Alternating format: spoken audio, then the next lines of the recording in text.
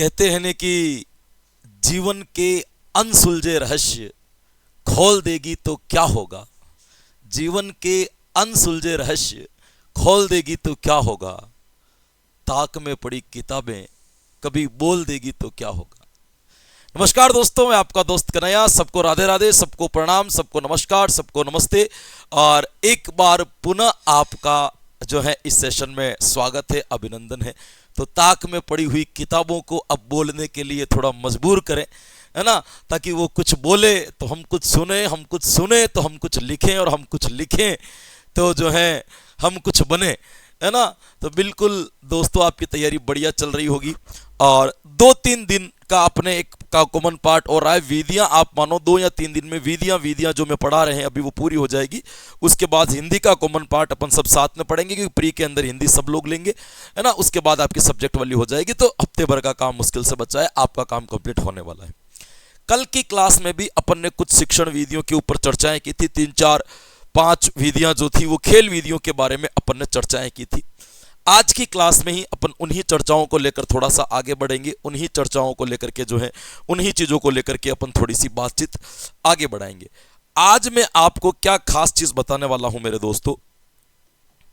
आज मैं आपको एक जो खास चीज बताने वाला हूं। आज अपन पढ़ने वाले हैं मेरे दोस्तों दल शिक्षण।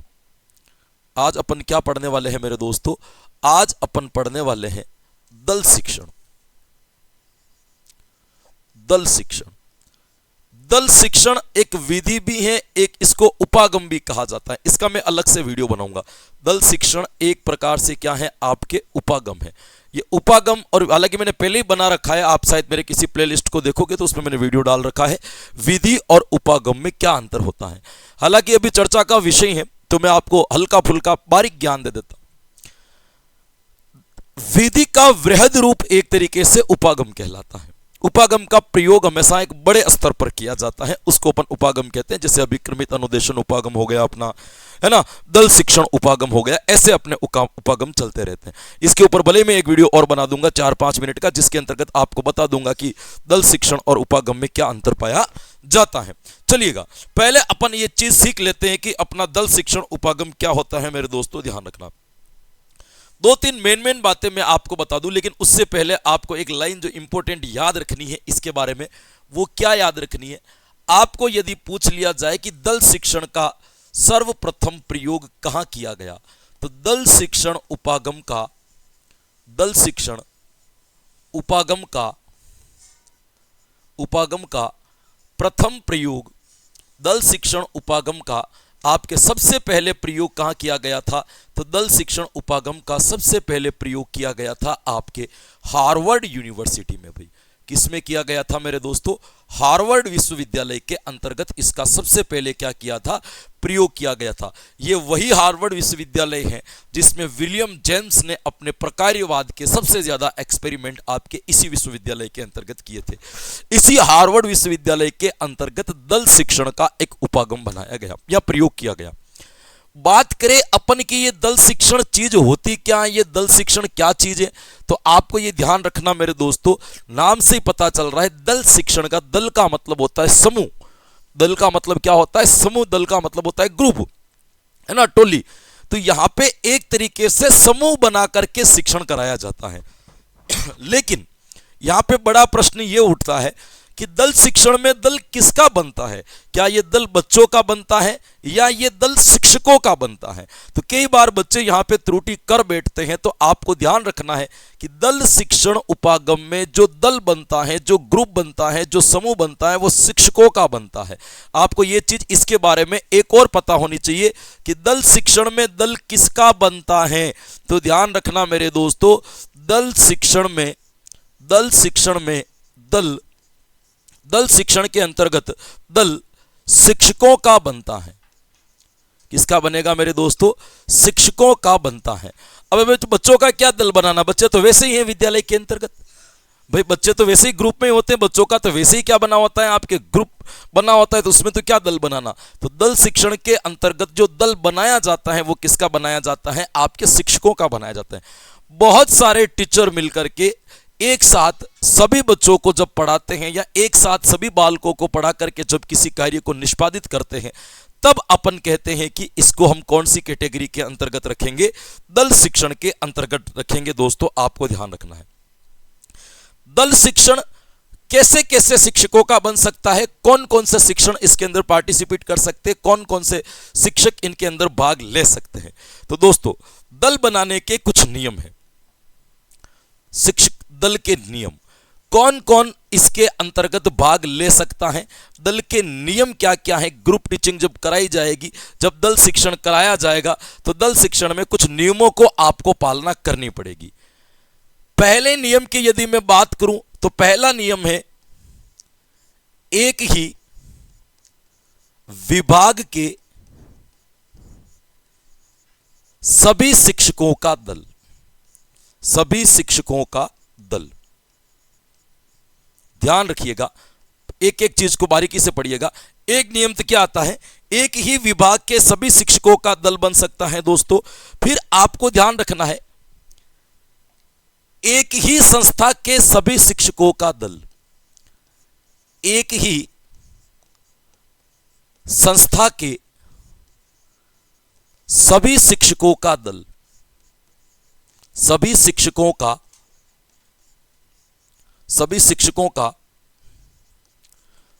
शिक्षकों का दल। आपको ध्यान रखना है कि यदि संस्था अलग अलग है तो विभाग एक होना चाहिए। अलग अलग संस्था के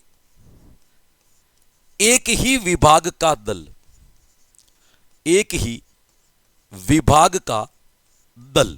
देखो मैं आपको समझाता हूं ये क्या चीज है। 3 नियम है। एक ही विभाग, सिंपल समझो, विभाग का मतलब आप सब्जेक्ट से जोड़ लो। या तो दल बनेगा, जैसे हिंदी सब्जेक्ट है तो सारे हिंदी के टीचर्स का दल, विज्ञान सब्जेक्ट है तो सारे विज्ञान के शिक्षकों का दल, एक तो ऐसे बन सकता है।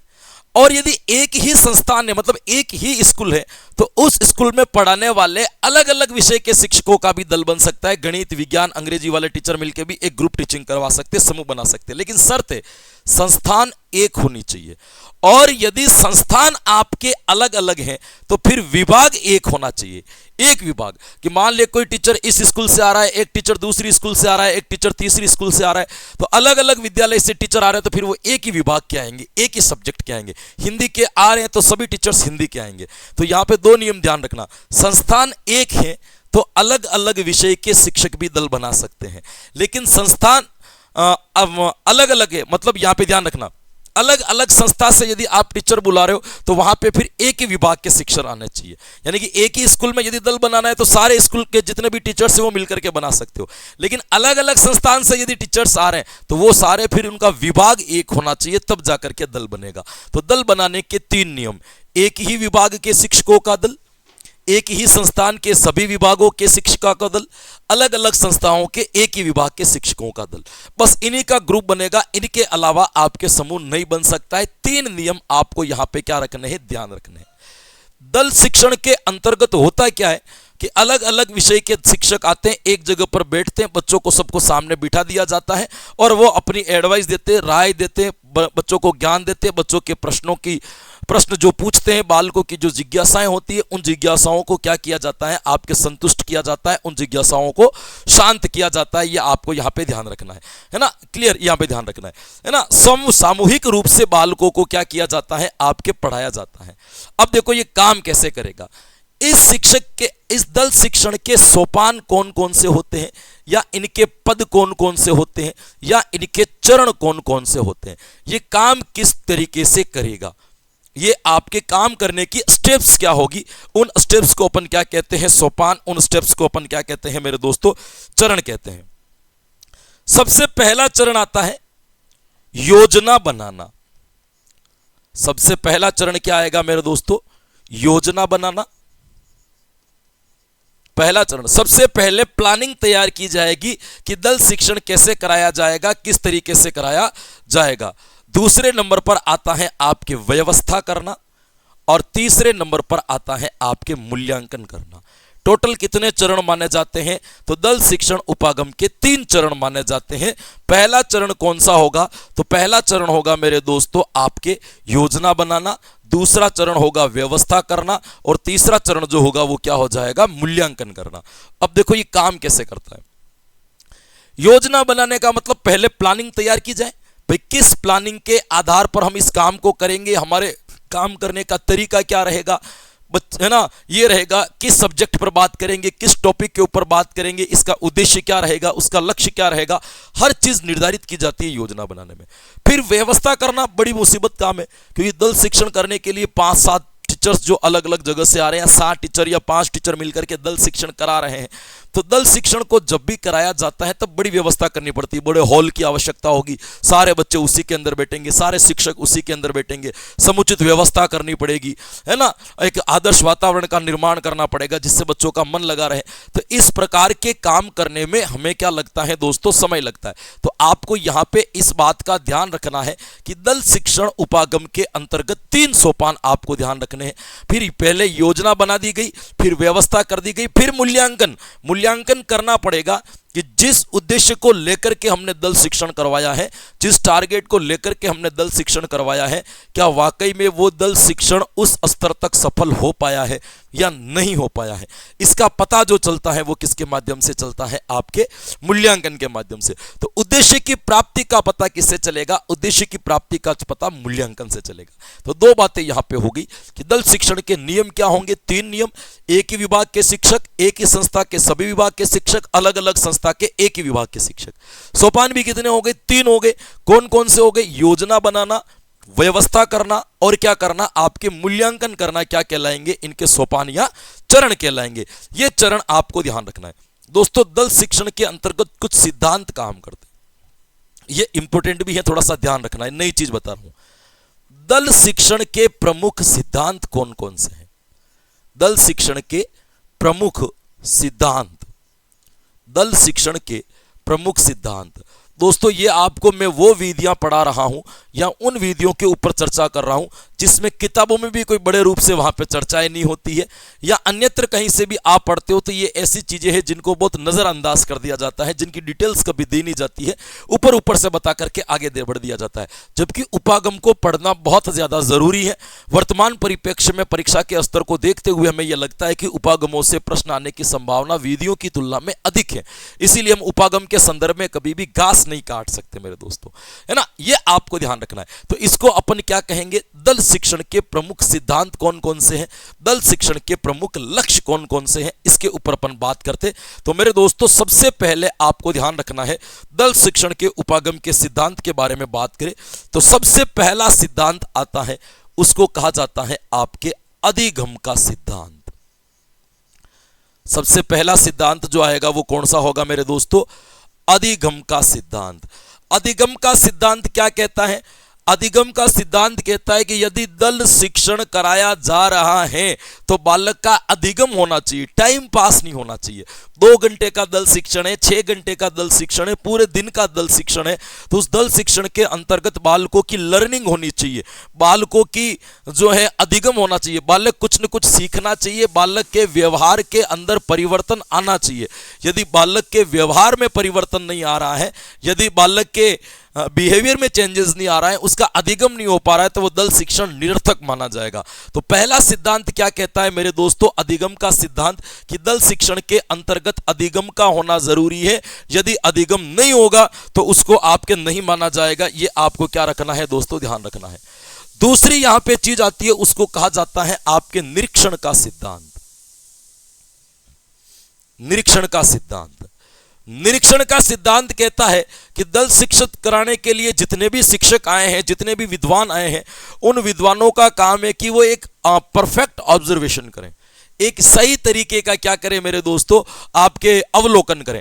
यदि वो बालकों का निरीक्षण सही करेंगे तो बालकों के चेहरों के माध्यम से, बालकों के हाव भाव के माध्यम से, बालकों की शारीरिक भाषा के माध्यम से इस चीज को जान पाएंगे क्या वास्तविकता में बालक अधिगम कर रहे हैं या वास्तविकता में बालक अधिगम नहीं कर रहे हैं। उनके चेहरों से यह स्पष्टता आती है। तो दल शिक्षण में भाग लेने वाले शिक्षक की प्रथम भूमिका है कि उसका ऑब्जर्वेशन पावर तगड़ा होना चाहिए, उसका अवलोकन शक्ति जो है वो क्या होनी चाहिए मेरे दोस्तों, अच्छी होनी चाहिए।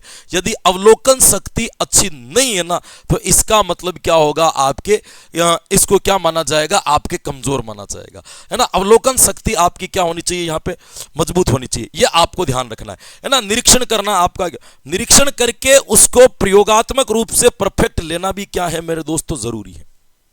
एक सच्ची घटना है आज की, है ना। मैं जब भी मुझे ऐसी कोई चीज दिखती है तो मैं उसके ऑब्जर्वेशन बड़ा तगड़ा कर लेता हूं। मैं एक जगह पर बैठा था, जब चाय पी रहा था, क्लास व्लास छुट्टी, तो एक कैफे टाइप का बना हुआ है, तो वहां बैठ करके चाय पी रहा था ऑफलाइन से फ्री होकर के। वहां पे एक लड़के लड़कियां आए दोनों, है ना, आकर के जो चेयर लगी हुई थी वहां पे आकर के वो दोनों बैठ गए। बैठने के बाद मैंने देखा कि लड़का जो है वो सिगरेट पी रहा था। उसने आधी से ज्यादा सिगरेट पी ली थी, लगभग। लड़की बात कर रही थी, बड़ी फॉर्मल से बात कर रहे थे। मैं जनरली क्या कर रहा था, मतलब मैं मेरे काम से, मैं ऐसा नहीं कि उनको ही देख रहा था, लेकिन मैं मेरा ऑब्जर्वेशन कर रहा था। आधी बढ़ने के बाद लड़की ने शायद उसको कुछ कहा, तो लड़के ने अपने ही हाथ से सिगरेट पकड़ के उस लड़की के मुंह पर रखा। लड़की ने थोड़ी सी खींची और वहां से धुआं निकला, है ना। फिर उसने, लड़के ने सिखाया, ऐसे नहीं, इसको ऐसे खींचो, ऐसे गले उतारो और ऐसे निकालो। फिर दूसरी बार उसके मुंह पर लगी, उसने जोर से खींचा, उसने निकाला, उसको बढ़िया लगा। फिर उसके बाद में एक सिगरेट और मंगाई गई और उसने पी। ये देखने के बाद मैं इस निष्कर्ष पर पहुंचा कि हम कभी कभी पढ़ते हैं कि विकास को वातावरण सबसे ज्यादा प्रभावित करता है, उसमें मित्र मंडली की वातावरण की भूमिका ज्यादा होती है। अधिगम को भी मित्र मंडली सबसे ज्यादा प्रभावित करती है। तो कहीं न कहीं उस लड़के के साथ में वो लड़की लंबे समय से रह रही होगी, वो सिगरेट पी रहा होगा, तो देखो एक न एक दिन जाते जाते उस लड़की का मन भी बन गया ना कि इस सिगरेट को मैं भी तो पी के देखूं कि इसके अंदर क्या होता है। बताओ, मैंने आपको बताया था कि नहीं बताया था कि नकारात्मक प्रवृत्तियों का विकास हमारे अंदर बहुत जल्दी होता है, सकारात्मक प्रवृत्तियों का विकास क्या होता है, धीमी गति से होता है। तो ये चीजें कहीं न कहीं फैक्टिव बैठती है। आप जब मनोविज्ञान को पढ़ते हो, दैनिक जीवन में जो भी घटनाएं घटना, उनको आंखों से देख करके साइकोलॉजी के साथ में जोड़ो। एक शिक्षक का काम यही है। एक शिक्षक की जो महत्वपूर्ण भूमिका होती है वो भी क्या होती है, आपकी यही होती है कि उसका ऑब्जर्वेशन पावर क्या होना चाहिए, आपके तगड़ा होना चाहिए। ऑब्जर्वेशन पावर उसका क्या होना चाहिए, आपके मजबूत होना चाहिए। ये आपको क्या रखना है दोस्तों, ध्यान रखना है। एक आता है आपके यहाँ पे तत्परता का सिद्धांत। यहाँ ये मेरे बहुत काम है, मैं ऐसी चीजों के ध्यान बहुत ज्यादा लगता हूँ। तत्परता का सिद्धांत, है ना, इनसे खुशी मिलती है, अपन आकर के बाहर ही हंस लेते हैं अकेले में कि हाँ हाँ कुछ तो बढ़िया देखा है। तत्परता का सिद्धांत, तत्परता का सिद्धांत कहता है कि जब दल शिक्षण हो रहा हो ना, तब उस व्यक्ति का, है ना, जब दल शिक्षण कराया जा रहा है तो शिक्षक और बालक दोनों तत्पर होने चाहिए। उनके अंदर नीरसता नहीं आनी चाहिए। ऐसा नहीं हो कि निष्क्रिय हो जाए, डिसएक्टिव हो जाए, है ना, उनको पता ही नहीं चल रहा है कि ये क्या कराया जा रहा है, क्या हो रहा है। ऐसा कभी नहीं होना चाहिए। दल शिक्षण के दौरान बालकों का सक्रिय रहना बहुत जरूरी है, एक्टिव रहना बहुत जरूरी है। ये आपको ध्यान रखना है। एक यहां पे आता है मेरे दोस्तों उत्तरदायित्व या जिम्मेदारी का सिद्धांत। उत्तरदायित्व या फिर इसको अपन क्या कहते हैं, जिम्मेवारी का सिद्धांत या जिम्मेदारी का सिद्धांत। जिम्मेदारी का सिद्धांत, जब दल शिक्षण करवाया जा रहा हो तो बालकों के ऊपर घटने वाली प्रत्यक्ष और अप्रत्यक्ष घटनाओं का उत्तरदायित्व शिक्षकों का होगा, क्योंकि दल शिक्षण के लिए उन्होंने एकत्रित किया है। ऐसा न हो कि विकास होने की बजाय कहीं विनाश हो जाए, सीखने की बजाय बच्चे कोई गलत दिशा में चला जाए, सकारात्मक प्रवृत्तियों की जगह कहीं ऐसा न हो कि नकारात्मक प्रवृत्तियां घर कर जाएं। इसीलिए यहां पे ये कहा जाता है कि यहां पे आपको इस बात का क्या रखना है मेरे दोस्तों, ध्यान ज्यादा रखना है कि बालकों के अंतर्गत किसकी भूमिका ज्यादा होनी चाहिए। तो जिम्मेदारी का सिद्धांत यहां पे क्या करता है मेरे दोस्तों, काम करता है। कौन सा सिद्धांत काम करेगा मेरे दोस्तों, जिम्मेदारी का सिद्धांत काम करेगा। एक होता है छात्रों की संख्या का सिद्धांत। छात्रों की संख्या का सिद्धांत, छात्रों की संख्या का सिद्धांत। छात्रों की संख्या का सिद्धांत क्या कहता है, छात्रों की संख्या का सिद्धांत कहता है एक क्लास में कितने बच्चों को रखा जाएगा समूह शिक्षण के दौरान। समूह टीचर कितने, बच्चे कितने, शिक्षक की नजर कहां तक पहुंच पा रही है, वहीं तक बच्चे भरे जाएं, तब तो दल शिक्षण होगा आपके सार्थक। बाकी आपके दल शिक्षण निरर्थक माना जाएगा। मैं कभी कभी ऐसा देखता हूं ऑफलाइन कोचिंगों में, जब मैं बच्चों को पढ़ाता हूं मुझे बड़ा दुख होता है। अब हॉल भरा है आगे से लेकर के पीछे तक, है ना, 20 रो के बाद तो शिक्षक को ही पता नहीं चल रहा है कि पीछे वाले बच्चे पढ़ रहे हैं कि लिख रहे हैं कि क्या कर रहे हैं। 4-4 एलईडी, 5-5 प्रोजेक्टर लगा रखे हैं, बच्चे पढ़ रहे हैं। अब जब तुम्हें शिक्षक को प्रोजेक्टर पर देख के ही पढ़ना है तो फिर ऑनलाइन ही पढ़ लो, पैसे देकर के ऑफलाइन जाने की आवश्यकता क्या पड़ गई। उसका तो मतलब है ना आई कांटेक्ट के साथ में पढ़ा जाए, जिज्ञासाएं शांत की जाए। अब मान लो लास्ट में खड़े हुए बच्चे का कोई प्रश्न है, उसको समझ में नहीं आ रहा है, अब वो लास्ट में खड़ा होकर के बोलेगा तो आवाज शिक्षक तक पहुंच ही नहीं रही है कि वो क्या पूछना चाह रहा है, तो कोई अर्थ ही नहीं निकल पाता है इस चीज का। इसीलिए आप तो अपने आप को सौभाग्यशाली बनो कि घर बैठ करके आराम से पढ़ रहे हो। मुझे तो पता नहीं बालकों के अंदर ये क्या ट्रेंड लगा हुआ है कि हमें जाना है 20-30 हजार रुपए खर्च करते, शहर में जाकर के 30-40 हजार रुपए और रहने के खर्च कर देते, 60-70-80 हजार रुपए लगाने के बाद भी पढ़ना उनको वापस ऑनलाइन पढ़ते ही पड़ता है। तो फिर क्यों इतना बिगड़ा जाए, आराम से नेट रिचार्ज करवाया जाए, मोबाइल ली जाए, घर पे नहीं पढ़ा जा रहा है तो आसपास में कोई लाइब्रेरी देख ली जाए, वहां जाकर के आराम से पढ़ लिया जाए। और गांव में रहते तो मैं कहता हूँ गांव की सबसे बढ़िया लाइब्रेरी खेत पे है ना, सुबह उठ करके खेतों में चले जाओ है ना, थोड़ा जोर लगेगा, एक बार टेबल चेयर लेकर के जाओ, एक है ना रस्सी या कुछ साइकिल वाकल लेकर के जाओ, लोक लगा दो, रात को टेबल चेयर कोई लेकर के नहीं जाए, सुबह उठ के जाओ आराम से खेत में कुएं के पास में लगाओ और दे धमाधम पढ़े जाओ। बढ़िया माहौल मिलता है, शानदार वातावरण है ना, कोई दिक्कत नहीं, कोई डिस्टर्बेंस नहीं, कुछ नहीं, और शानदार पढ़ाई हो जाती है। तो आपको ये ध्यान रखना है कि छात्रों की संख्या कहीं ना कहीं हमारे अधिगम को प्रभावित करती है, और दल शिक्षण करवाते समय आपको क्या रखना है, आपको इस चीज का ध्यान रखना है मेरे दोस्तों। एक आता है आपके चयन का सिद्धांत, यानी कि सामग्री के चयन का सिद्धांत। सामग्री के चयन का सिद्धांत। भाई दल शिक्षण कराने के लिए जिन जिन संसाधन, जिन जिन उपकरणों की आवश्यकता होती है वो पहले ही तैयार किया जाए। यदि आपके पास में उचित संसाधन, आपके पास में उचित उपकरण नहीं है तो दल शिक्षण की योजना को आयोजित ही नहीं किया जाए, क्योंकि दल योजना को निष्पादित करने के लिए उपकरणों का होना एक अनिवार्य है।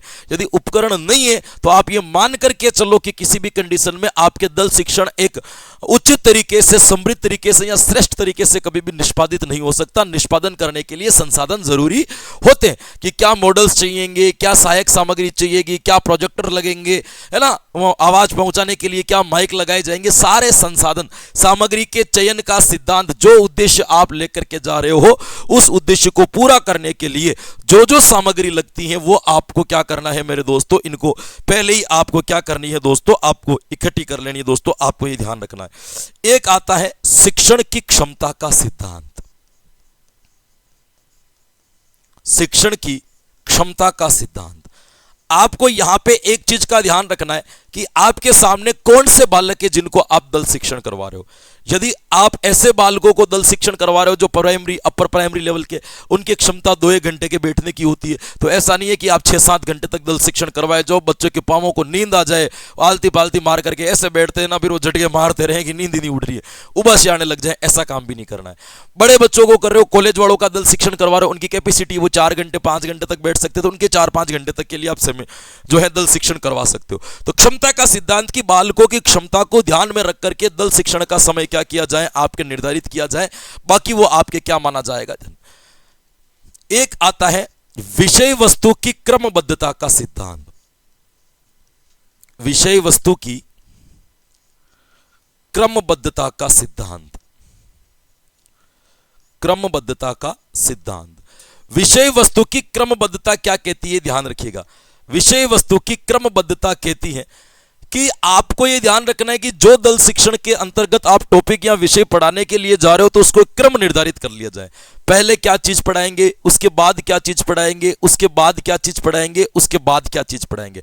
यदि आप उस क्रम को निर्धारित नहीं कर पाते हो तो आपका अधिगम या आपका जो दल शिक्षण है वो कभी भी अपने उद्देश्य तक पहुंचने में सफल नहीं हो पाएगा। यदि दल शिक्षण को उद्देश्य तक पहुंचाने में सफल करना है तो क्रमबद्धता होनी जरूरी कि पहले क्या पढ़ाया जाए, उसके बाद क्या बताया जाए, शुरुआत कहां से होगी, एंड कहां से होगी, किसके साथ किस चीज को जोड़ा जाएगा, ये सारा पहले निर्धारित किया जाए। सुनने में बड़ा आसान लगता है, 5 टीचर आकर के कुर्सी पे बैठ गए, मर्जी हो जो उठ करके जिसकी इच्छा हो रहा है जो बोल रहे, ये दल शिक्षण नहीं है। दल शिक्षण बनाने की तैयारी करने के लिए शिक्षकों को पसीने आ जाते हैं, इतनी मेहनत उनको पहले करनी पड़ती है, तब जाकर के दल शिक्षण अपने वास्तविक उद्देश्य तक पहुंच पाता है। बाकी दल शिक्षण कभी भी वास्तविक उद्देश्य तक आपके नहीं पहुंच पाएगा, ये ध्यान रखना। एक आता है आपके अनुशासन का सिद्धांत। भाई कौन सा सिद्धांत आएगा, अनुशासन का सिद्धांत।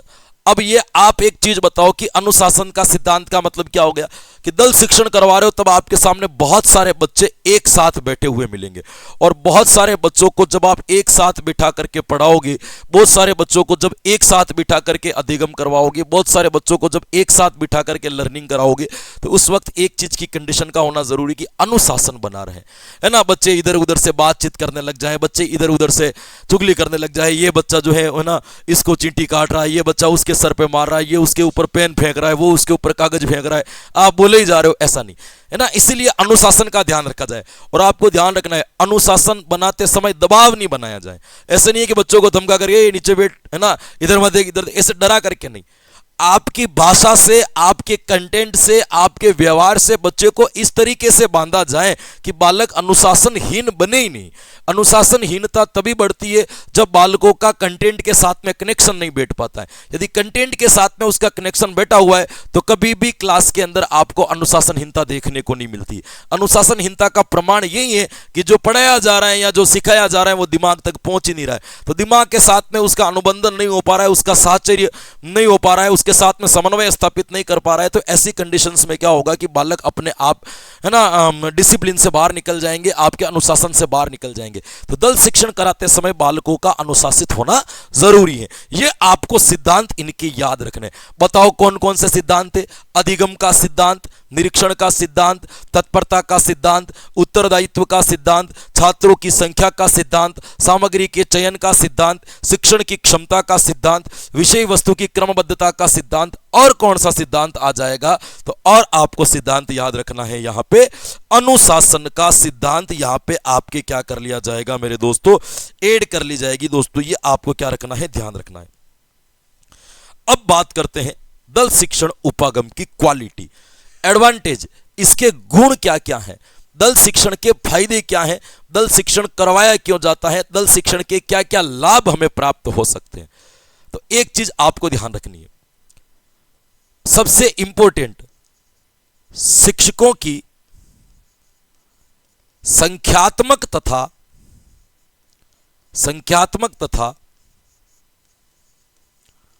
गुणात्मक कमी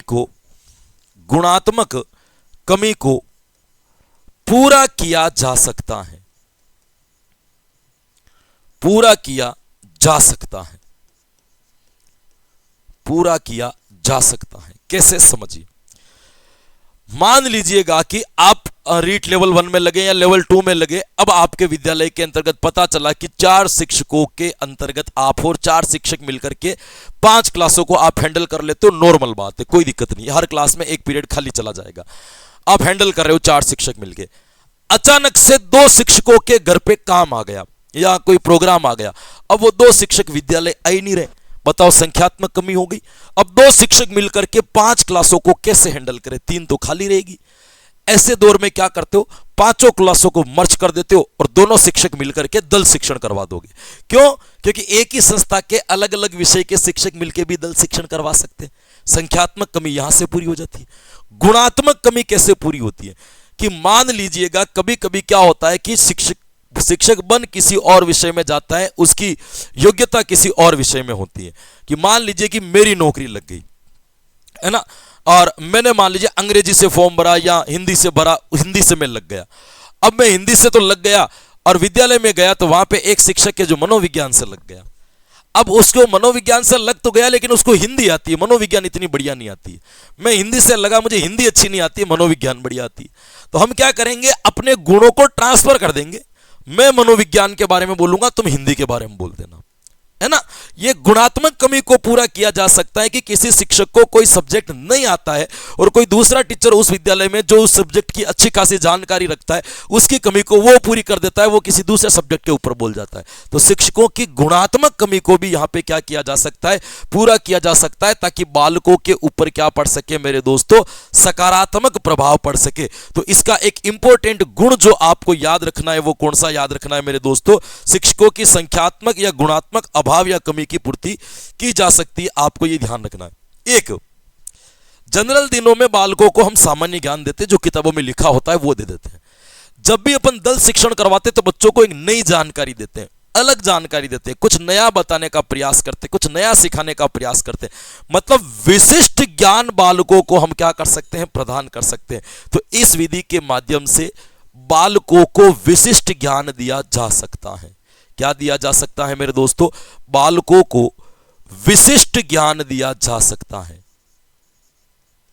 विशिष्ट ज्ञान दिया जा सकता है ना, नया ज्ञान जो है इसके माध्यम से दिया जा सकता है। यह आपके क्या कहलाएगा, दल शिक्षण का एक गुण कहलाएगा। एक और, अनुशासन बनाने में उपयोगी। अनुशासन बनाने में उपयोगी, अनुशासन बनाने में इसको क्या माना जाएगा, तो अनुशासन बनाने में इसको उपयोगी माना जाएगा, इसको महत्वपूर्ण माना जाएगा। कैसे, वही 2 टीचर नहीं आए, 3 क्लास अनडिसिप्लिन रहेगी, उनको एक साथ बिठा दिया, बताओ बन गया डिसिप्लिन। तो अनुशासन बनाने में भी इसको क्या किया जाता है मेरे दोस्तों, उपयोगी किया जाएगा। और समय शक्ति को भी बचाया जा सकता है। शिक्षकों की समय शक्ति आदि को बचाया जा सकता है, आदि को बचाया जा सकता है, बचाया जा सकता है। इस विधि से एक काम और अच्छा होता है, शिक्षकों के मध्य अंतर संबंध अच्छे हो जाते हैं। शिक्षकों के मध्य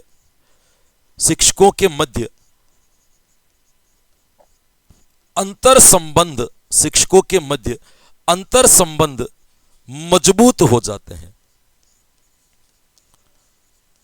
मजबूत हो जाते हैं। जीवन में ये ध्यान रखना, आप किसी विद्यालय में पढ़ाओ, आप किसी कॉलेज में पढ़ाओ, आप किसी कोचिंग संस्थान में पढ़ाओ, जिस संस्थान में शिक्षकों के आपसी संबंध अच्छे हैं ना, वो संस्थान अन्य संस्थान की तुलना में अच्छी प्रगति कर रहा होता है।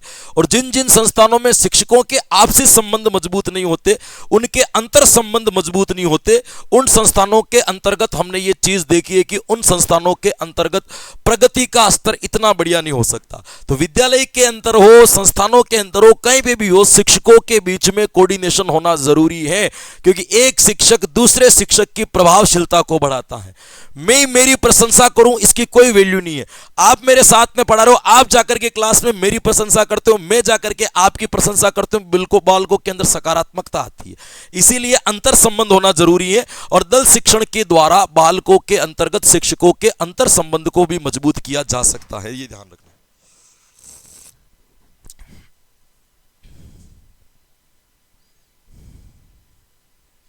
देखिएगा, अब एक चीज और ध्यान रखिए, इसके गुण के साथ में अपन पढ़ते हैं इसके डिसएडवांटेज, यानी कि इसके दोष क्या क्या है।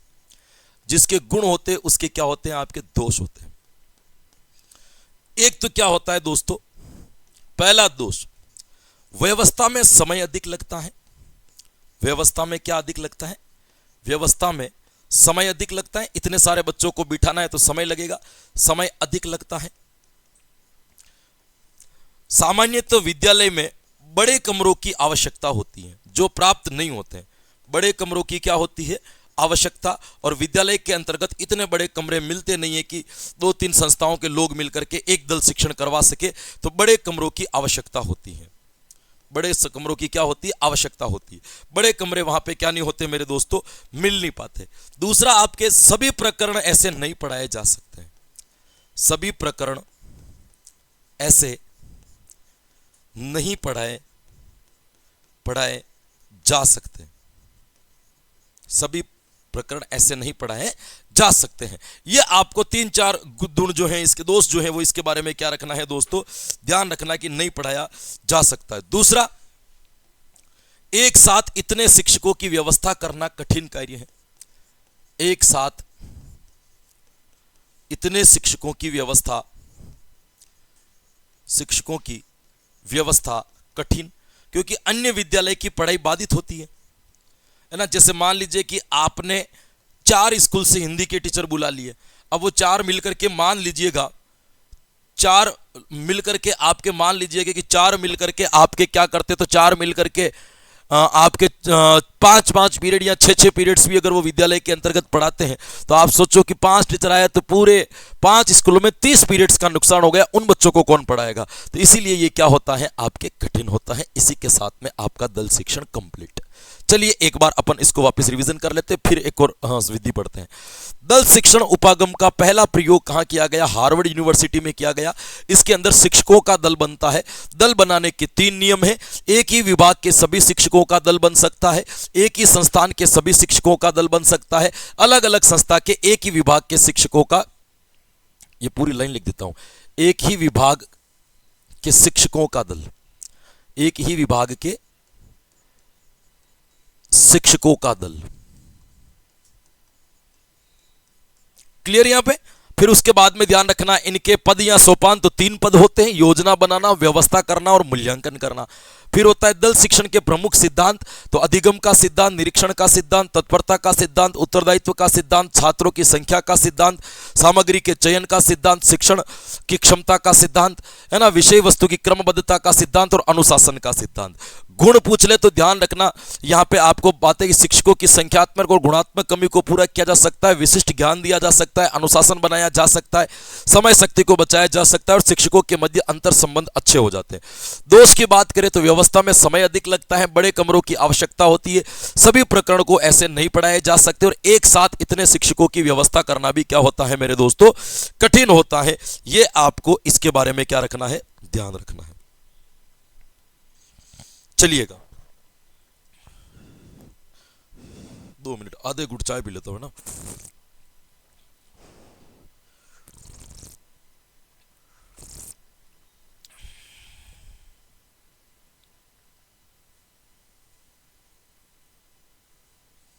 एक विधि अपन और पढ़ते हैं मेरे दोस्तों, पर्यवेक्षण विधि।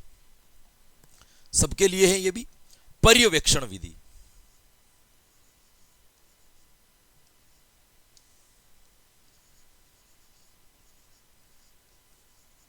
पर्यवेक्षण विधि। पर्यवेक्षण विधि की बात की जाए कि पर्यवेक्षण विधि किसको कहा जाएगा मेरे दोस्तों, तो पर्यवेक्षण विधि का मतलब होता है इस विधि के अंतर्गत बालकों को निर्देश दिए जाते हैं। निर्देश का मतलब क्या होता है कि आपको यह करना है, बालक उस निर्देश के आधार पर क्या करते हैं दोस्तों? अध्ययन करते हैं, उसके आधार पर पढ़ते हैं। बालकों को पहले ही निर्देश दिए जाते हैं, ये यहां से यहां तक तैयार करना है, ये यहां से यहां तक तैयार करना है, ये यहां से यहां तक तैयार करना है। बालक अपने स्तर पर उस चीज को क्या कर लेते हैं मेरे दोस्तों? तैयार कर लेते हैं और तैयार करने के बाद में क्या कर लेते हैं मेरे दोस्तों? उसका मूल्यांकन ले लिया जाता है। तो आपको पूछे कि बताओ पर्यवेक्षण विधि क्या है, तो ध्यान रखना, ये एक प्रकार की निर्देश आधारित शिक्षण है। क्या है मेरे दोस्तों? यह निर्देश आधारित शिक्षण है। निर्देश आधारित शिक्षण है कि बालकों को निर्देश देकर के क्या करवाया जाता है मेरे दोस्तों? शिक्षण करवाया जाता है। तो ये एक प्रकार का क्या है? तो ये एक प्रकार का आपके निर्देश आधारित क्या माना जाएगा? तो निर्देश आधारित क्या माना जाएगा? शिक्षण माना जाएगा। आपको ध्यान रखना कि ये एक प्रकार का निर्देश आधारित क्या है मेरे दोस्तों? शिक्षण है। इसीलिए इस विधि को आपके एक और नाम से जाना जाता है, जिसको कहते हैं निर्देशित स्व अध्याय प्रणाली। पर्यवेक्षण विधि को और किस नाम से जाना जाता है? तो आपको ध्यान रखना, पर्यवेक्षण विधि को एक और नाम से जाना जाता है निर्देशित स्व अध्याय प्रणाली, है ना। निर्देश देकर के अध्याय तो बालक खुद करते, तो इसीलिए ये कहा जाता है। तो ध्यान रखना, इसको एक और किस नाम से जाना जाता है? तो इसको कहा जाता है आपके निर्देशित स्व अध्याय प्रणाली, है ना। आपको पूछ लिया जाए कि निर्देश स्व अध्याय प्रणाली किसको कहा जाता है, तो निर्देश स्व अध्याय प्रणाली भी किसको कहा जाता है? आपके पर्यवेक्षण विधि को कहा जाता है, जो निर्देश आधारित है। निर्देश का मतलब क्या होता है समझिए। मैंने एक सब्जेक्ट पढ़ानी है, मैंने एक सब्जेक्ट का एक पूरा चार्ट बना दिया। उस चार्ट में मैंने पूरी की पूरी चीजें लिख दी, क्या पढ़ना है, कैसे पढ़ना है, किस तरीके से पढ़ना है, ये पढ़ना है, इसमें ये ध्यान रखना है। बालक क्या करते हैं? उसका अनुकरण करते हुए, उन निर्देशों का पालन करते हुए खुद अपने अध्ययन को क्या करते हैं? कवर करते हैं, या खुद अपने अध्ययन को क्या करते हैं मेरे दोस्तों? पढ़ते हैं। ये आपको क्या रखना है? इसका ध्यान रखना है। ये जंप क्यों मार रहा है अभी? ये आपको ध्यान रखना है ना। तो ये आपको पता होना चाहिए कि ये एक प्रकार की कौन सी शिक्षा है। तो ये एक प्रकार की आपके निर्देश आधारित शिक्षा मानी जाएगी मेरे दोस्तों। आपको ध्यान रखना है। एक विद्वान हुआ था जिसका नाम था मेबल सिम्पसन। एक विद्वान हुआ था जिसका क्या नाम था मेरे दोस्तों? मेबल सिम्पसन। सिम्स, इसने हिंकाल खंड योजना का निर्माण किया था। किसका निर्माण किया था? हिंकाल खंड योजना, हिंकाल खंड का निर्माण। एक आपके पर्यवेक्षण बनाया था और पर्यवेक्षण बना करके हिंकाल खंड योजना का क्या किया था? आपके निर्माण किया था। इस योजना का नाम है जिसके अंतर्गत इन्होंने हिमकाल यंड को क्या किया था? आपके पढ़ाया था, है ना। इसके अंतर्गत इन्होंने क्या किया? बालकों को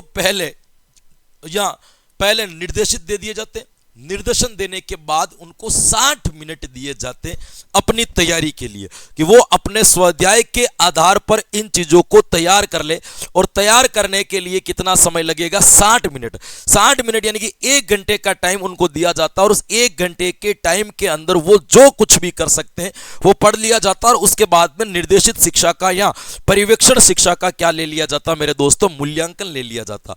तो ये एक इंपॉर्टेंट प्रश्न, हालांकि इससे जुड़ा हुआ नहीं है, आपको पूछ लिया जाए कि मेमल सिम्पसन के द्वारा जो हिंकाल खंड योजना बनाई गई थी, इस हिंकाल खंड योजना का निर्माण आपके पर्यवेक्षण विधि के आधार पर किया गया था, जिसमें समय सीमा कितने निर्धारित की गई? तो ध्यान रखना, जिसके अंदर समय सीमा आपके 60 मिनट निर्धारित की गई। समय सीमा कितनी निर्धारित की गई? तो क्या बताओगे? समय सीमा आपके उसके अंतर्गत कितनी निर्धारित की गई? तो समय सीमा उसके अंदर 60 मिनट की निर्धारित की गई। ये आपको ध्यान रखना है ना। हाँ, 60 मिनट क्या की गई? आपके निर्धारित की गई, इसके बारे में यह आपको ध्यान रखना है। इस विधि का प्रयोग करते समय आपको सबसे इंपॉर्टेंट ध्यान क्या रखना है पता है आपको? बालकों के अवबोध स्तर को, बालक कितना समझ सकता है।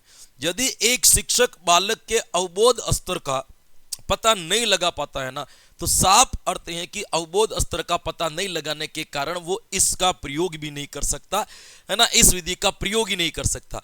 इस विधि का प्रयोग करने का पहला नियम, पहली कंडीशन यही है कि शिक्षक को बालकों की अवबोध स्थिति का पता होना चाहिए, कि बालक उस चीज को कितना समझ सकता है, बालक उस चीज को कितना जान सकता है। ये आपको ध्यान रखना है। ये बार बार कुछ जंप मारा है, बंद नहीं हो रही है आपकी क्लास चल रही है ना। कंप्यूटर बंद होकर के चालू हो रहा है, ये विधि और पढ़ लेते हैं, ऐसा नहीं हो कि बीच में बंद हो जाए।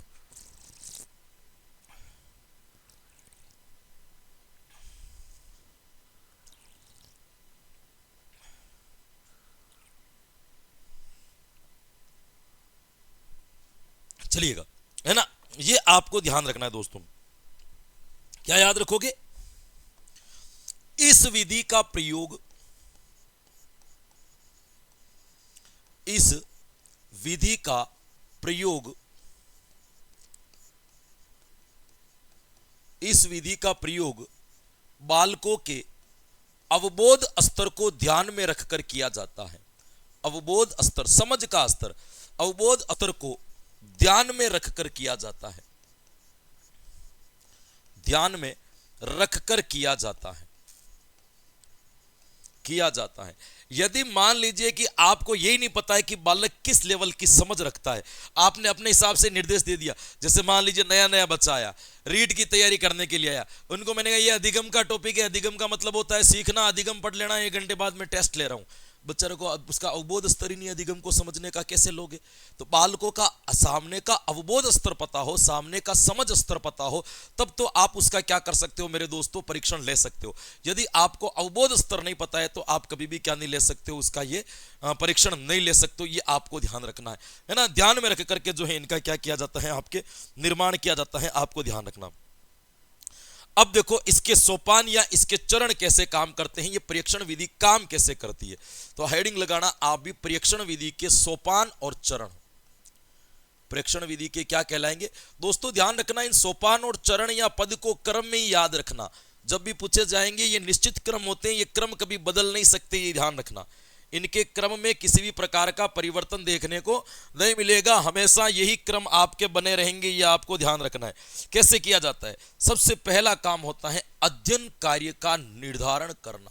शिक्षक को पता होना चाहिए कि मैं निर्देश के माध्यम से कौन सा शिक्षण कराने जा रहा हूं, इसकी योजना पहले बनाई जाए। यानी कि जो अध्ययन अपन करवा रहे हैं उस कार्य को हमें पहले पता होना चाहिए कि हम बच्चों को क्या सिखा रहे हैं, उसकी पहले हमें क्या करनी होती है? प्लानिंग करनी होती है। तो पहला सोपान कौन सा हो जाएगा? अध्ययन कार्य का निर्धारण करना। पहला सोपान कौन सा कहलाएगा इसका? तो इसका पहला सोपान कहलाता है अध्ययन कार्य का निर्धारण करना, कार्य की योजना बनाना या फिर निर्धारण करना कि हम कौन सा कार्य देंगे, निर्धारण करना। निर्धारण करने के बाद में कि ये देंगे, बस निर्धारण करने के बाद तो बालक को सीधा पर्यवेक्षण देना है, निर्देश देने हैं कि तुम इसको पढ़ो और इस तरीके से पढ़ लो। पहला काम ये होता है कि बालकों का एक बार क्या पढ़ाना है इसको तैयार कर ली जाए। आपको पता चल गया ना कि ये पढ़ाना है, तो उसके बाद में तो सीधा आपको निर्देश देना है। निर्देश देने के अलावा आप और कुछ इसके अंतर्गत कर ही नहीं सकते। तो दूसरा काम कौन सा हो जाएगा मेरे दोस्तों, है ना, अध्ययन के लिए निर्देश देना। अध्ययन के लिए क्या देना मेरे दोस्तों? निर्देश देना। अध्ययन के लिए निर्देश देना, ऑर्डर देना। अब आप बच्चों को देना है कि आप इसके बारे में निर्देश देना है कि क्या पढ़ना है और कैसे करना है। ये आपको क्या रखना है दोस्तों? ध्यान रखना है। फिर आता है तीसरे नंबर पर, जब बालक निर्देश के अनुसार काम कर रहे होंगे तब शिक्षक उनका पर्यवेक्षण करेगा, है ना, उनका ध्यान रखेगा, उनका निरीक्षण करेगा, उनके बारे में सब कुछ जानकारी एकत्रित करेगा। इसको कहते हैं पर्यवेक्षण करना। तो निर्देश देने के बाद शिक्षक का काम बच जाता है कि शिक्षक क्या करेगा दोस्तों? पर्यवेक्षण करता है। तीसरा सोपान होता है शिक्षण के द्वारा पर्यवेक्षण करना। शिक्षण के द्वारा, शिक्षक के द्वारा क्या करना मेरे दोस्तों? शिक्षक के द्वारा पर्यवेक्षण करना। और अंत में जो आपने पर्यवेक्षण किया है, जो भी आपने देखा है, उसका सबका सार कहां लिख देना मेरे दोस्तों? श्याम पट पर लिख देना। श्याम पट पर उसका सार लिख देना। श्याम पट पर सार लिख देना। श्याम पट पर क्या लिख देना मेरे दोस्तों? तो ध्यान रखना कि श्याम पट पर इसका क्या लिख दिया जाता है? आपके सार लिख दिया जाता है। ये आपको इसके संदर्भ में क्या रखना है? ध्यान रखना है ना। या आप इसको कह सकते हो कि बालकों को भाई निर्देश, जैसे मान लीजिए कि बालक ने आपको कहा कि ये चैप्टर पढ़ो, बालक ने ये चैप्टर पढ़ लिया, आप ध्यान से देख रहे थे कि पढ़ रहे थे, उनको कार्य तो देना पड़ेगा। या इसको अपन कहते हैं आवृत्ति कार्य देना। इसको क्या कहा जाता है? आपके आवृत्ति कार्य। ऐसा कार्य देना कि बालक जो है उस चीज को क्या कर दे, आपके, है ना, पढ़ा है कि नहीं पढ़ा है इस चीज का आपको पता चल जाता है। और अंत में आप फिर से क्या ले लेते हो? मूल्यांकन ले लेते हो। आपका पर्यवेक्षण कार्य खत्म। तो 4 स्टेप में ये काम पूरा होता है।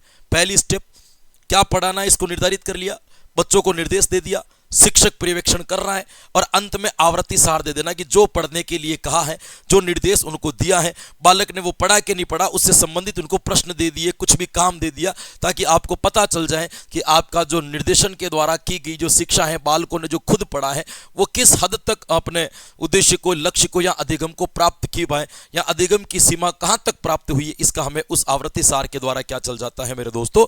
पता चल जाता है। ये आपको इसके संदर्भ में क्या रखना है मेरे दोस्तों? ध्यान रखना है। इस विधि के गुण की बात करें कि इस विधि की क्या क्या एडवांटेज है, इस विधि के क्या क्या गुण हैं, तो आपको सबसे पहला गुण तो ये याद रखना है, बालकों में स्व अध्याय की आदत विकसित होती है। क्योंकि यह विधि भी ऐसी है, खुद पढ़ने की आदत। बालकों में स्व अध्याय की आदत विकसित होती है। स्व अध्याय की आदत विकसित होती है।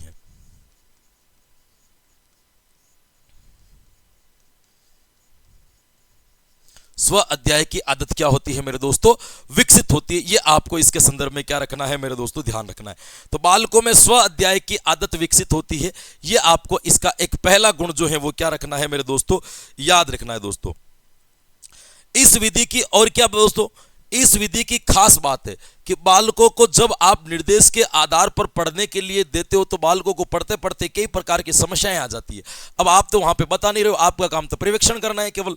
तो बालक क्या करता है कि अपनी समस्या का समाधान खुद ही ढूंढ लेता है, कैसे भी करके। तो इसके अंतर्गत बालकों के अंदर समस्या समाधान ढूंढने की आदत का भी क्या होता है मेरे दोस्तों? विकास होता है। तो एक इसका गुण आ जाएगा, समस्या का समाधान, समस्या का समाधान बालक स्वयं ढूंढता है। ये एक ऐसा मेथड है जिसको सभी विषय के लिए प्रयुक्त किया जा सकता है। सभी विषय के लिए इसको क्या माना जाएगा मेरे दोस्तों, सभी विषय के लिए इसको उपयोगी माना जाएगा। ऐसा कोई भी सब्जेक्ट नहीं होता जिसके अंतर्गत आपके पर्यवेक्षण विधि का क्या नहीं कर सकते, अपन प्रयोग नहीं कर सकते। तो ध्यान रखना, जितने भी सब्जेक्ट होते उन सभी के लिए क्या हो जाएगा मेरे दोस्तों, उपयोगी हो जाएगा। ये आपका ध्यान रखना है। बालक स्वयं ज्ञान का निर्माण करना सीखता है। बालक स्वयं ज्ञान का निर्माण करना सीखता है, निर्माण करना सीखता है इस विधि के द्वारा, क्योंकि ये बालक खुद पढ़ करके दे रहा है तो ये चीज तो उसके अंदर आएगी आएगी। और एक चीज इसके अंतर्गत आपको ध्यान रखनी है, बालक स्वयं के ज्ञान का निर्धारण देता है। बालक में अवधान की क्षमता बढ़ती है, बालक में अवधान की क्षमता में वृद्धि होती है, कंसंट्रेट पावर बढ़ता है।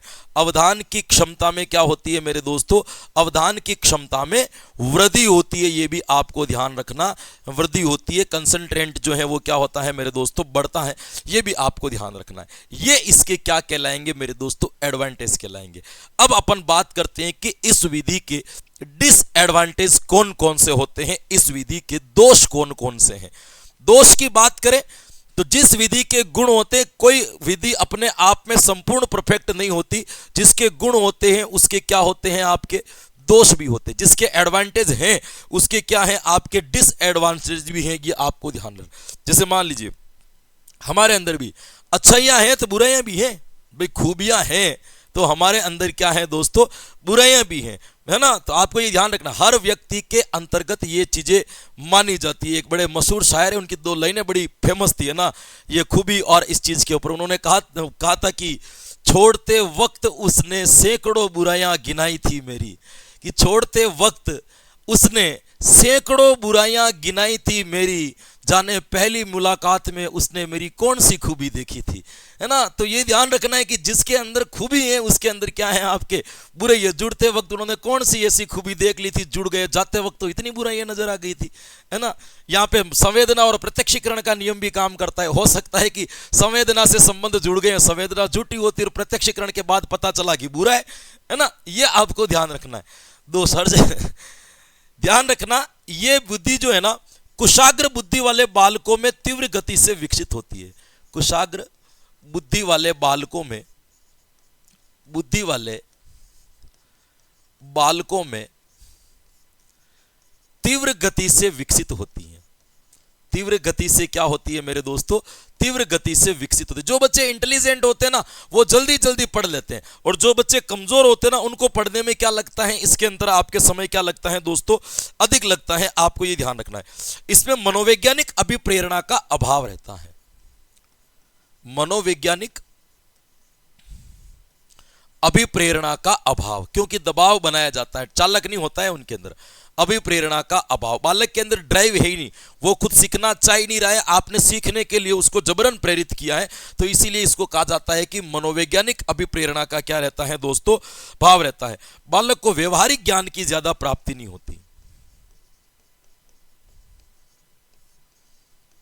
व्यवहारिक ज्ञान में वृद्धि नहीं हो पाती, क्योंकि शिक्षक यदि किसी चीज को पढ़ाता है ना, तो दो चीजें ज्यादा बताएगा, और वो अपने आप में पढ़ेंगे तो इनके अंदर दो चीजों का विकास कम होगा। जैसे आप ये किताब में पढ़ते तो ये गुण दोष ही पढ़ते, हम आपको पढ़ा रहे तो चार चीजें ज्यादा बता रहे, तो व्यवहारिक ज्ञान भी बढ़ता है, नैतिकता सामाजिकता भी बढ़ती है। स्व अध्याय के अंदर इन चीजों का क्या नहीं हो पाता है, खास विकास नहीं हो पाता है। ये आपको ध्यान रखना है। चलिएगा एक बार इस विधि को अपन रिविजन कर लेते हैं। हमने पढ़ी थी मेरे दोस्तों पर्यवेक्षण विधि। ये निर्देश आधारित शिक्षण है, इसी को निर्देशित स्व अध्याय प्रणाली भी कहा जाता है, कि बालक स्वयं पढ़ता है। मेबल सिम्पसन के द्वारा हिमकाल खंड योजना का निर्माण इसी के आधार पर किया गया, जो 60 मिनट की इन्होंने बनाई थी। इस विधि का प्रयोग बालकों के अवबोध स्तर को ध्यान में रख करके किया जाता है। सोपान की बात करें मेरे दोस्तों, पहला सोपान आता है अध्ययन कार्य का निर्धारण करना, अध्ययन के लिए निर्देशित करना, शिक्षक के द्वारा पर्यवेक्षण करना, और शाम पट के ऊपर अपना सार लिखना या आवृत्ति कार्य देना। गुण की बात करें तो बालकों में स्वाध्याय की आदत विकसित होती है, समस्या का समाधान ढूंढना सीखता है, हर विषय के लिए इसका प्रयोग किया जा सकता है, स्वयं बालक ज्ञान का निर्माण करना सीखता है और कंसंट्रेट पावर या अवधान या अटेंशन की क्षमता उसके अंदर बढ़ती है। यह विधि केवल इंटेलिजेंट बालकों के लिए अधिक उपयोगी, मनोवैज्ञानिक अभिप्रेरणा का इसमें अभाव पाया जाता है और व्यवहारिक ज्ञान में क्या नहीं हो पाती है मेरे दोस्तों, वृद्धि नहीं हो पाती है। इससे जस्ट पहले अपन ने एक उपागम पढ़ा था जिसका नाम है आपके दल शिक्षण उपागम। मैंने बताया था कि इसका पहला प्रयोग हार्वर्ड विश्वविद्यालय में हुआ था। दल शिक्षण में शिक्षकों का दल बनता है, आपको ध्यान रखना है। दल शिक्षण के नियम, एक ही विभाग के सभी शिक्षक आ सकते हैं, एक ही संस्था के भी सभी शिक्षक आ सकते हैं और अलग अलग संस्था के एक ही विभाग के शिक्षक मिलकर के दल बना सकते हैं। इनके तीन चरण होते हैं, योजना बनाना, व्यवस्था करना और मूल्यांकन करना। यह भी ध्यान रखना, दल शिक्षण के प्रमुख सिद्धांत अधिगम का सिद्धांत, निरीक्षण का सिद्धांत, तत्परता का सिद्धांत, उत्तरदायित्व का सिद्धांत, छात्रों की संख्या का सिद्धांत, सामग्री चयन का सिद्धांत, शिक्षण की क्षमता का सिद्धांत, विषय वस्तु की क्रमबद्धता का सिद्धांत और अनुशासन का सिद्धांत। गुण की बात करें मेरे दोस्तों तो शिक्षक के संख्यात्मक और गुणात्मक कमी को पूरा किया जा सकता है, बालकों को विशिष्ट ज्ञान दिया जा सकता है, अनुशासन बनाया जा सकता है, समय शक्ति को बचाया जा सकता है और शिक्षकों के अंतर संबंध मजबूत किए जा सकते हैं। दोष की बात करें, व्यवस्था करना कठिन है, बड़े कमरे विद्यालय में उपलब्ध नहीं हो पाते, संसाधन नहीं मिल पाते, सभी प्रकरण ऐसे नहीं पढ़ाए जाते और एक साथ में इतने शिक्षकों की व्यवस्था करना भी क्या होगा मेरे दोस्तों, कठिन होगा। तो दो चीजें अपन ने आज की क्लास में पढ़ी, दल शिक्षण और कौन सा हो जाएगा, पर्यवेक्षण विधि। और आशा करते हैं कि समझ में तो आपको आ ही गया होगा, ऐसी कोई बात है ही नहीं कि समझ में ना है ना। बढ़िया, जितना जोर लगा पा रहे, एक घंटे की क्लास कर दी आपकी, लगभग 1 घंटे की आज भी हो गई, 55 मिनट की क्लास, मतलब 1 घंटे की क्लास एवरेजन आपकी हो रही है और ऑनलाइन हो रही है, बिना किसी इधर उधर की बातों के आपको व्यवस्थित कंटेंट दिया जा रहा है और कंटेंट बढ़िया मिल रहा है तो कमेंट भी बढ़िया करके आपको बताना है, आपकी प्रतिक्रिया का निर्माण करना है। कमेंट में कंजूसी ना करें क्योंकि मैं खुद आप सभी के कंटेंट मेरी आंखों से देखता हूं और मैं अपने हाथ से उसको लाइक करता हूं। अगर रिप्लाई नहीं दे पाया तो लाइक तो कम से कम कर ही दूंगा। प्रत्येक बच्चे के कमेंट में खुद देखता हूं, एक भी कमेंट को मैं मिस नहीं करता हूं। रोज के 1.5 से 2 घंटे जाते हैं मेरे कमेंट पढ़ने के अंदर, लेकिन मैं रोज आपके कमेंट सोते वक्त सबके कमेंट पढ़ करके और रिप्लाई दे करके सोता हूं। मुझे पता भी रहता है कि हाँ इन बच्चों ने ये किया है। प्रतिक्रिया जरूरी होती है जीवन के लिए। तो आशा करते हैं कि आज की क्लास में जो कुछ भी पढ़ा, सीखा, जाना, समझा, याद किया वो आपके आने वाली प्रतियोगी परीक्षाओं के लिए बड़ा लाभकारी या हितकारी सिद्ध होगा, ऐसी मैं आशा करता हूं, ऐसा मुझे विश्वास है। तो बिल्कुल हंसते रहे, मुस्कुराते रहे, प्रसन्नचित्त रहे, आनंद में रहे, मजे लेते रहे, लेकिन साथ साथ में अपनी तैयारी को भी जोरों और शोरों से जारी रखें। कल फिर मिलेंगे कुछ नए कंटेंट के साथ में, तब तक के लिए मुझे दीजिए आज्ञा। Thank you so much. Radhe Radhe and जय हिंद।